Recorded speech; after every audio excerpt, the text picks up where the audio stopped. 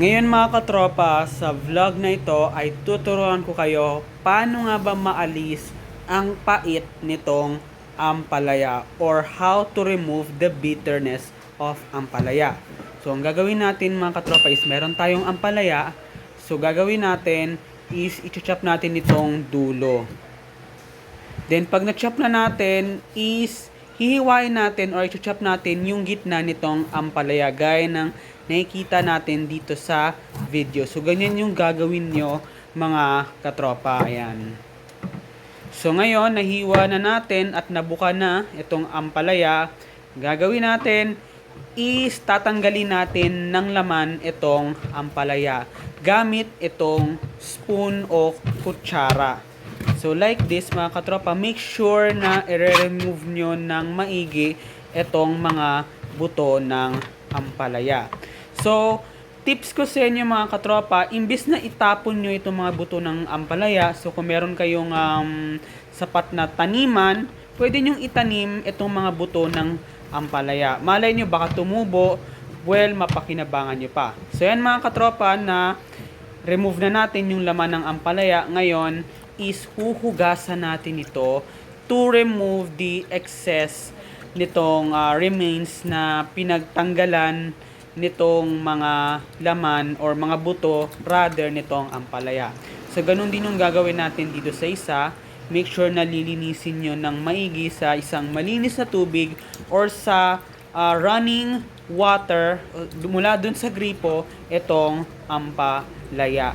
So ayan mga katropa, malinis na itong ating ampalaya. Ngayon bubudburan natin ito ng asin. So make sure na kailangan sapat yung dami ng asin na ilalagay nyo dito sa ampalaya so that na hindi masyadong maalat itong ampalaya. So once na nabudburan nyo ng asin itong ampalaya is i-rub nyo siya like this hanggang sa kumalat yung asin dito sa all parts ng ampalaya. So ganyan yung gagawin nyo mga katropa. Bubudburan nyo siya ng or papaliguan nyo siya ng asin.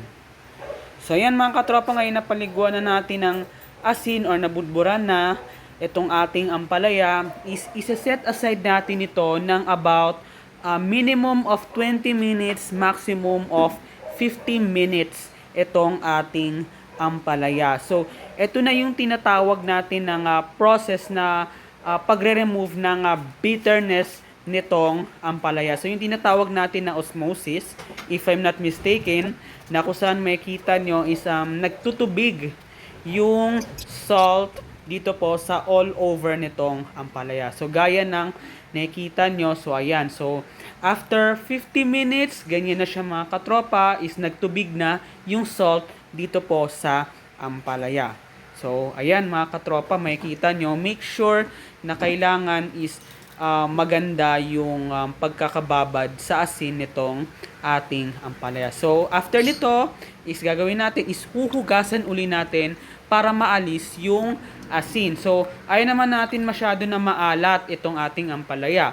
So ang gagawin niyo mga katropa is huhugasan niyo siya ng maigi. So ito yung isa sa mga pinaka-effective way para maalis ang pait ng ampalaya or bitterness and mapasarap ang inyong ampalaya recipe. So yan mga katropa, huhugasan natin siya ng maigi dito sa malinis na tubig itong ating ampalaya.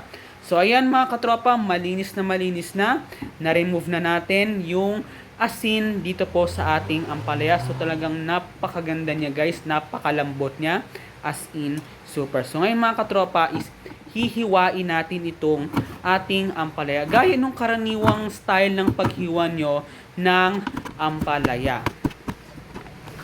So ganyan mga katropa.